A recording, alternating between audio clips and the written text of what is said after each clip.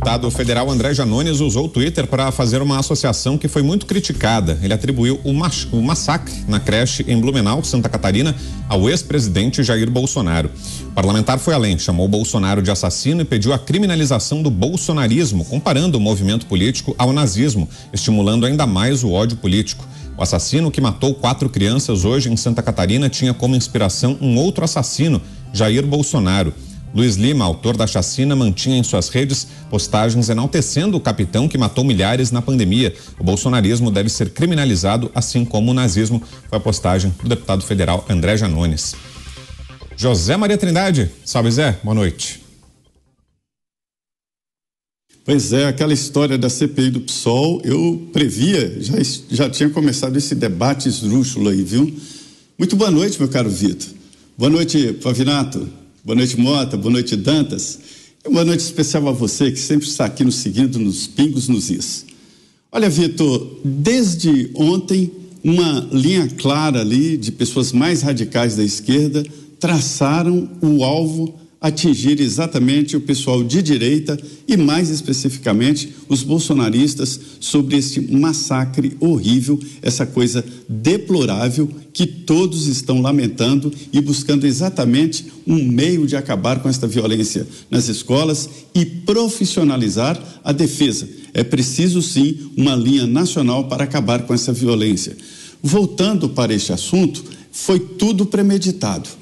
O PSOL tenta criar uma CPI.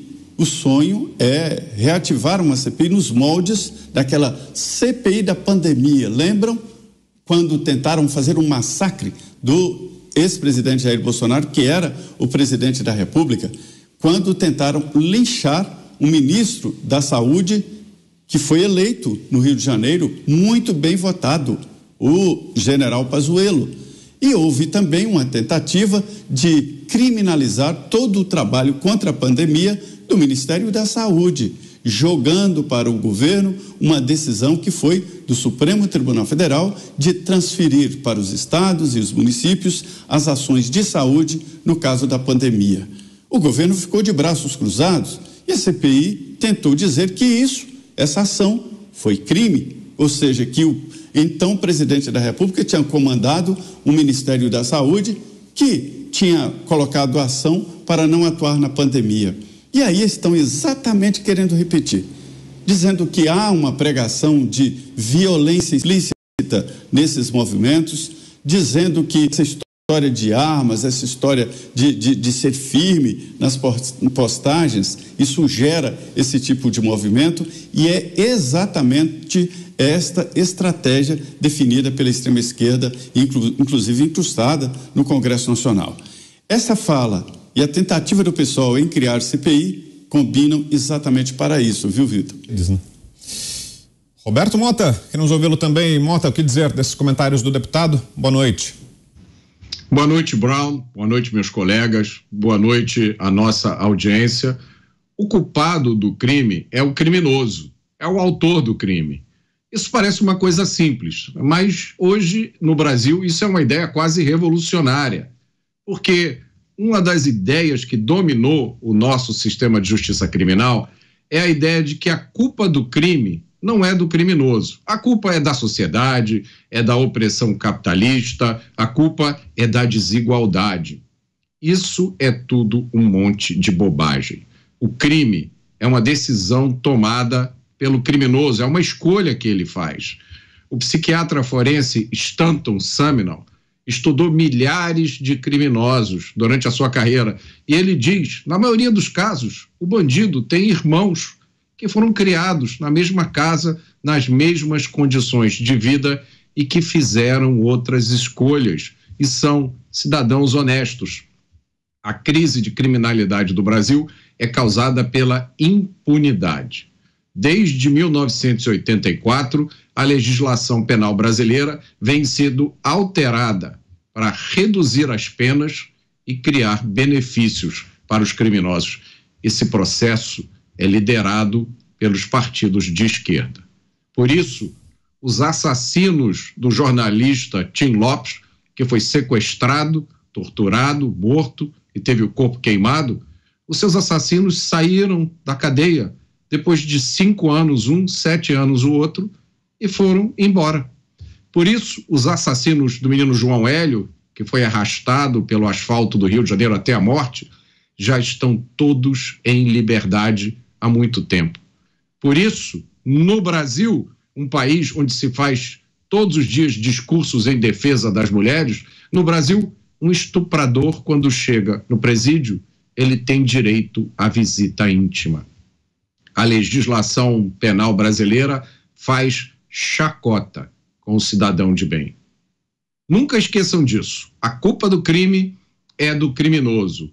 Mas, se você for procurar as raízes da crise de criminalidade do Brasil, que não tem nada comparável em nenhuma democracia ocidental, nessas raízes você vai encontrar a ideologia esquerdista, marxista, socialista ou progressista, chamem como quiser.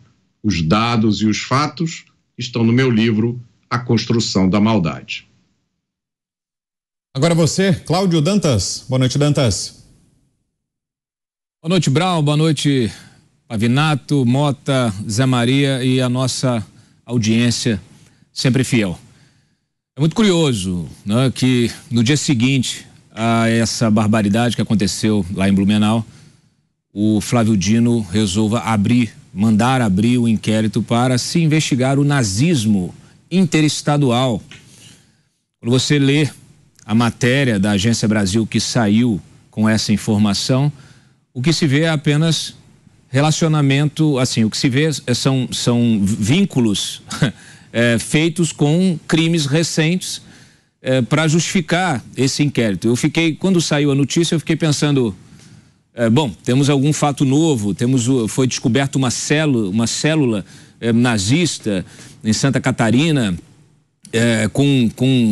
com atuação nacional, mas não se trata disso, não é nada disso, é simplesmente uma jogada política. Nós temos, quando a gente vê o Janones publicando isso no Twitter, ele não faz sem propósito e sem uma articulação.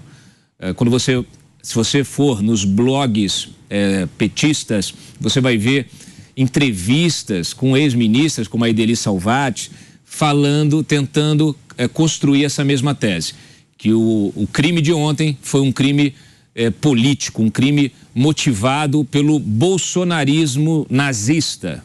É isso que eles tentam emplacar, enquanto corre paralelamente esse pedido de CPI, de coleta de assinaturas da CPI. Então, o que há aí é uma jogada política de se estabelecer uma forma de terceirizar a responsabilidade. Eu disse ontem aqui, essa barbaridade que aconteceu na creche, assim como outra que aconteceu numa escola recentemente, e outras várias que nós vivenciamos dia a dia nesse país, mostram que nós temos um problema grave de segurança pública. Um problema que também é cultural, como já disse o Mota.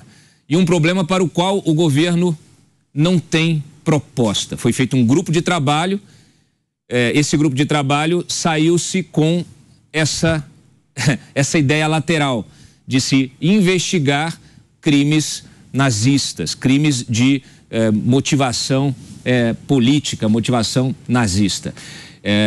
No fim das contas, o Flávio Dino, ele não sabe o que fazer, porque se ele tiver de enfrentar o crime, esse crime vai precisar ser enfrentado também internamente. E sua análise agora, Tiago Pavinato. Boa noite, Pavi. Boa noite, Brown. Boa noite, meus queridos colegas Dantas, Mota, Trindade, nossa audiência. Senta que lá vem história. Você sabe, quando a gente estuda filosofia, a gente para pensar no sentido da vida, na razão das coisas, em qual é o sistema político que mais privilegia a existência de cada um, o que é mais justo, o que é injusto, o que é certo, o que é errado. Nós remontamos à Grécia Antiga, e quando nós nos remontamos à Grécia Antiga, nós nos remetemos a dois gêneros do teatro, que são a tragédia e a farsa. A tragédia, que é uma literatura que se encena e transmite através de atores histórias que representam as dores, a fatalidade da existência humana, de que nós somos escravos de um destino sempre trágico.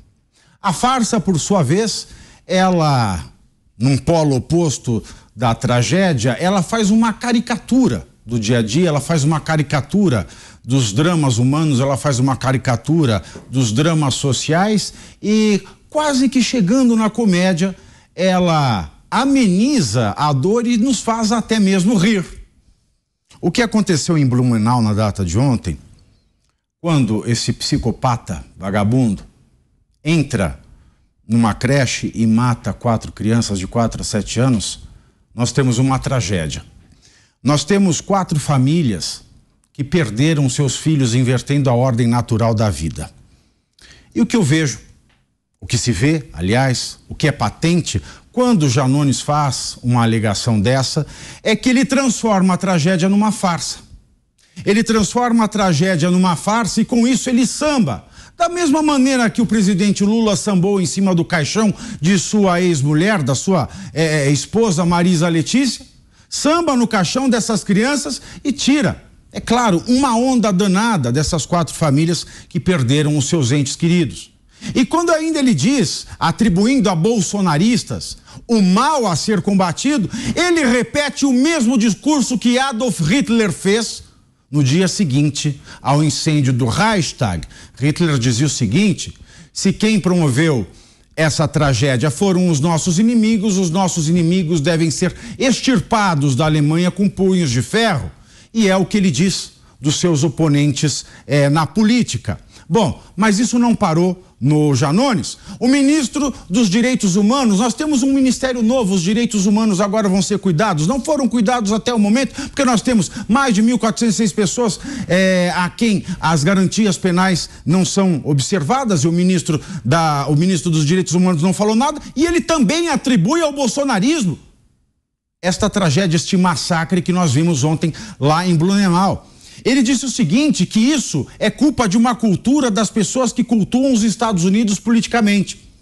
Quem tinha proximidade com Trump, nós sabemos. Ele diz que esse massacre aconteceu porque isso partiu da livre circulação de pessoas que cultuam o golpe e também de pessoas que cultuam as armas. Mal sabendo este tarado que não foi com armas que essas crianças foram mortas, foram com uma machadinha. E o que mais se aproxima de uma machadinha é a foice que está na bandeira do Partido Comunista e não em nenhum ideal capitalista. Bom, a minha pergunta por fim é o seguinte: Janones, por que é que o Twitter dele ainda está no ar? Se alguém me responder, o Brasil é uma democracia. Se ninguém me responder, nós não somos.